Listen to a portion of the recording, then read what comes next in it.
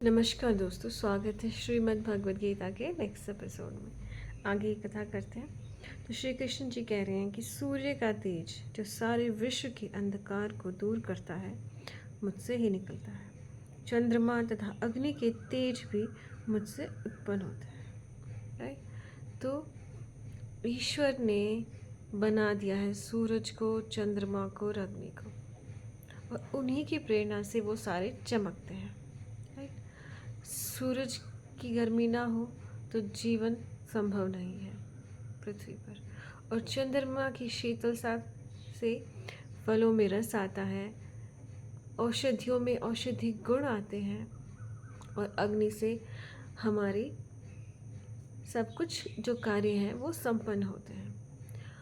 तो जिसने ये सारी चीज़ें बनाई हैं उसने हमें भी बनाया है।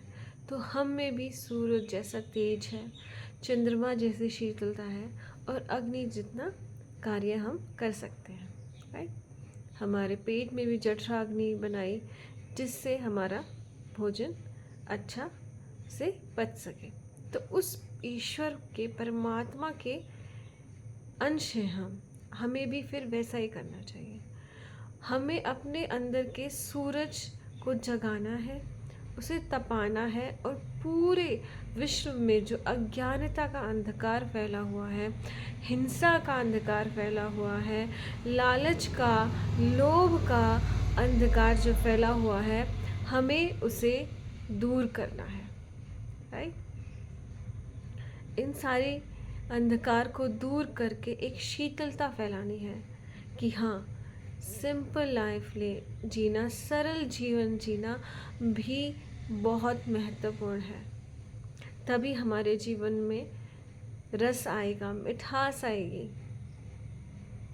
तो शीतलता ज़रूरी है हमारे उसमें। कई बार हर समय गुस्सा करना या एक्टिव रहना इतना ज़रूरी नहीं है। कई बार हमारा जो सौम्य स्वभाव है वो भी हमारे जीवन में बड़ी से बड़ी कठिनाई को भी दूर कर देता है। हर वक्त रिएक्शन नहीं करना होता, कई बार संयम से बरतना होता है, या फिर आप शांत रहकर भी प्रॉब्लम्स को सॉल्व कर पाते हो। राइट। तो सूर्य का तेज हमें अपने अंदर लाना है, चंद्रमा की शीतलता और अग्नि की जो कार्य करने की क्षमता है उसे लाना है कि अग्नि के बिना एनर्जी उत्पन्न नहीं होती है, कोई भी काम हम कर नहीं सकते हैं। राइट। तो वैसा ही हमें बनना है। यही यहाँ पे श्री कृष्ण जी का कहने का मतलब है कि सब उनसे ही उत्पन्न हुए हैं और तुम भी उत्पन्न हुए हो, तुम में भी ये सारी चीज़ें हैं। बस इसे उजागर करने की हमारे अंदर कमी है जो हमें पूरी करनी है। और वो कब होगी? जब हम फालतू की चीज़ें छोड़ेंगे, तभी चंद्रमा, सूरज और अग्नि हम बन सकते हैं। मैं प्रत्येक लोक में प्रवेश करता हूँ और मेरी शक्ति से सारे लोग अपनी कक्षा में स्थित रहते हैं। मैं चंद्रमा बनकर समस्त वनस्पतियों को जीवन रस प्रदान करता हूँ। देखिए आ गए कि चंद्रमा के बिना किसी भी वनस्पति में रस नहीं आ सकता है। राइट। क्योंकि हर वक्त सूरज रहेगा तो वो जल जाएंगे, इसलिए शीतलता भी ज़रूरी है।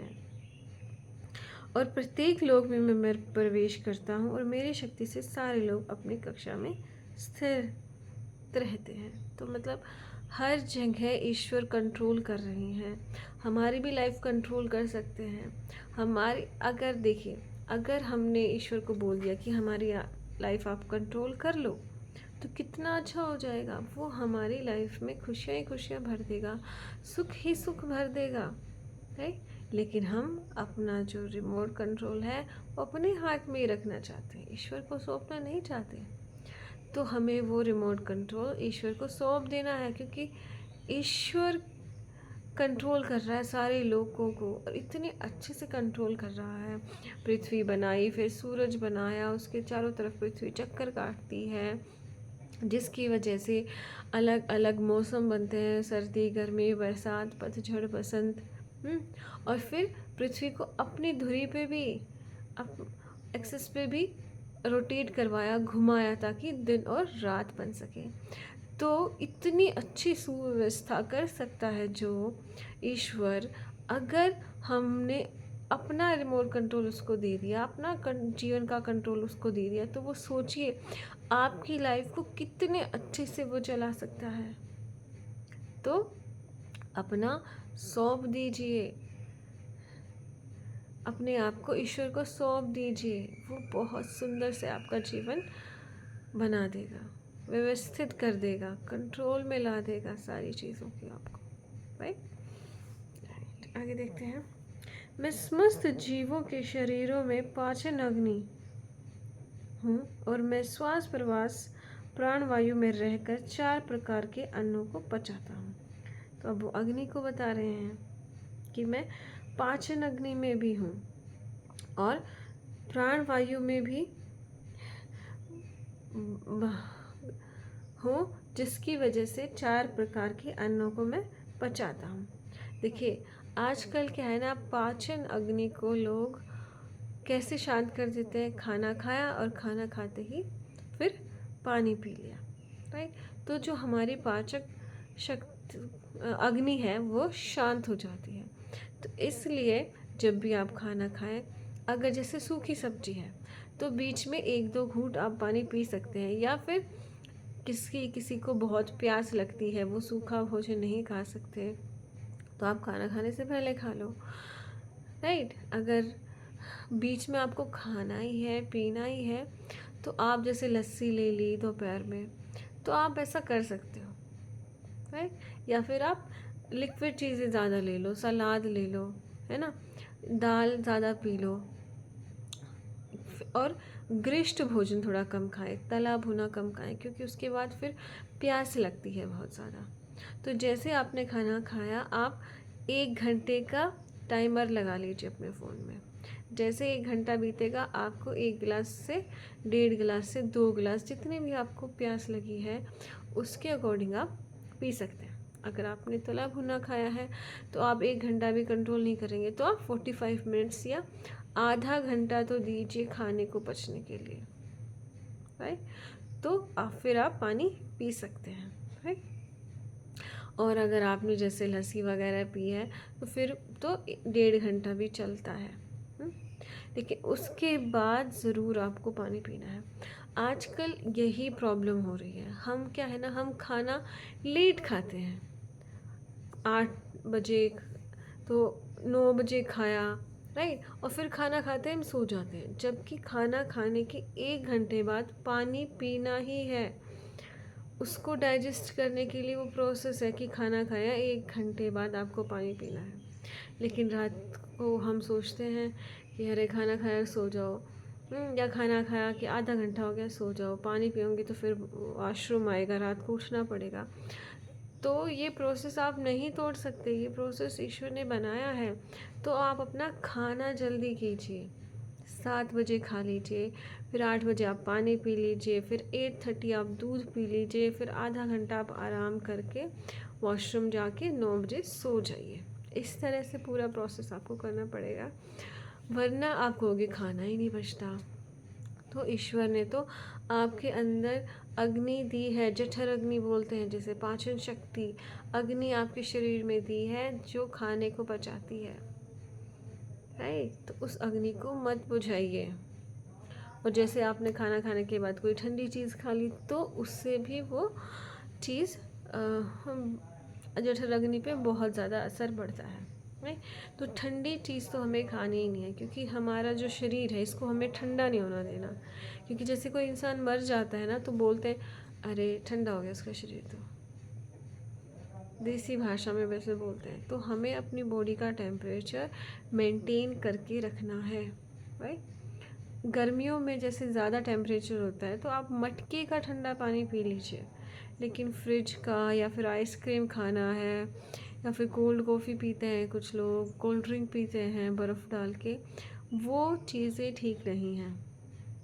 वो चीज़ें आपको नहीं करनी है, या फिर अवॉइड करनी है आपको। उसी तरह से ज़्यादा गर्म भी नहीं चीज़ें आपको पीनी है। ज़्यादा गर्म अगर हम पीते हैं तो जैसे ही वो पेट में जाती है तो वो जो अच्छे एंजाइम्स हैं, आपके डाइजेस्टिव एंजाइम्स हैं जो आपके पेट के अंदर, वो सारे मर जाते हैं, क्योंकि आपने बहुत ज़्यादा गर्म चीज़ें पी हैं। तो अगर आपको स्वस्थ रहना तो ना आपको ज़्यादा गर्म पीना है, ना ज़्यादा आपको ठंडा पीना। जैसे कोल्ड हो जाता है, कोल्ड में तो बोलते हैं गर्म पानी पियो, नहीं, उसमें भी आप स्टीम ले लीजिए, ज़्यादा गर्म मत पीजिए। Right right. तो जैसे हल्का गर्म होता है ना पानी, नवाया पानी बोलते हैं, जैसे लूक वार्म वाटर, उससे थोड़ा सा ज़्यादा आप ले सकते हो, लेकिन ज़्यादा गर्म नहीं खाना है हमें, और ना ठंडा नहीं खाना, ज़्यादा ठंडा भी नहीं खाना हमें। तो इस तरह से जो अग्नि है उसको अपना कार्य आप करने दीजिए, जो ईश्वर ने बनाई है हमारे लिए। तो ईश्वर की जो व्यवस्था है उसको आप व्यवस्थित रहने दीजिए, उसे बिगाड़िए मत। आगे देखते हैं। मैं प्रत्येक जीव के हृदय में आसीन हूँ और मुझसे ही स्मृति, ज्ञान तथा विस्मृति होती है। मैं ही वेदों के द्वारा जानने योग्य हूँ। निस्संदेह मैं वेदांत का संकलन करता तथा समस्त वेदों को जानने वाला हूँ। अब श्री कृष्ण ने बोल दिया कि वो वेदों के जानने वाले हैं और वेद उन्होंने ही बनाए हैं। मैं प्रत्येक जीव के हृदय में आसीन, हमारे हृदय में आसीन है, क्योंकि हृदय 24 घंटे काम करता रहता है, वो थकता नहीं है। तो कोई असीम शक्ति ही होगी ना जो उसे चला रही है, उसे धड़का रही है हर वक्त, राइट। तो हमारे हृदय में ईश्वर हैं, और मुझसे ही स्मृति, ज्ञान तथा विस्मृति होती है। जो भी हमारी याददाश्त है या हमारा जो दिमाग के अंदर ज्ञान है, वो ईश्वर से ही आता है। जैसे कोई भी नया आइडिया है, इन्वेंशन है, वो किसी बुक में थोड़ी ना लिखी होती है, राइट। इन्वेंशन मतलब नई खोज, नया ज्ञान कहाँ से आता है? वो हमें कहीं से पढ़ के नहीं आता है, क्योंकि वो नया है। पुस्तकों में तो सारा पुराना ज्ञान है। तो नया ज्ञान कहाँ से है? दिमाग से। दिमाग में किसने डाला? ईश्वर ने। तो सारे जो ज्ञान का स्रोत है वो ईश्वर ही है। मैं ही वेदों के द्वारा जानने योग्य हूँ। अब वेद भी, जो हमारे 4 ऋषि थे जिन्होंने 4 वेद लिखे, उनके भी दिमाग में ईश्वर ने ज्ञान डाला था, और तब उन्होंने वेद लिखे थे। तो मैं वेदों के द्वारा जानने योग्य हूँ। तो मैंने जो स्टार्टिंग में, ईश्वर ने जो स्टार्टिंग में ज्ञान दिया था, अगर उसे आप पढ़ोगे तो उसमें बता रखा है कि ईश्वर क्या है। निस्संदेह मैं वेदांत का संकलन करता था, समस्त वेदों का जानने वाला हूँ। तो ईश्वर ने ही सारे वेद बनाए हैं और वो उसे जानने वाला भी है। तो वेदों को पढ़ना ऐसा नहीं है कि हमें सारे वेदों के मंत्र याद ही करने हैं। हम उन मंत्रों को पढ़ेंगे और उनके अर्थ को जानेंगे, तो ऐसा हम कर सकते हैं। तो गीता के बाद मैं यही शुरू करने वाली हूँ। हर चारों वेदों के 100 मंत्र तो हम पढ़ेंगे और उनका अर्थ समझेंगे और ईश्वर को जानने की कोशिश करेंगे। तो श्रीमद् भगवद गीता का पाठ हम आज यहीं ख़त्म करते हैं।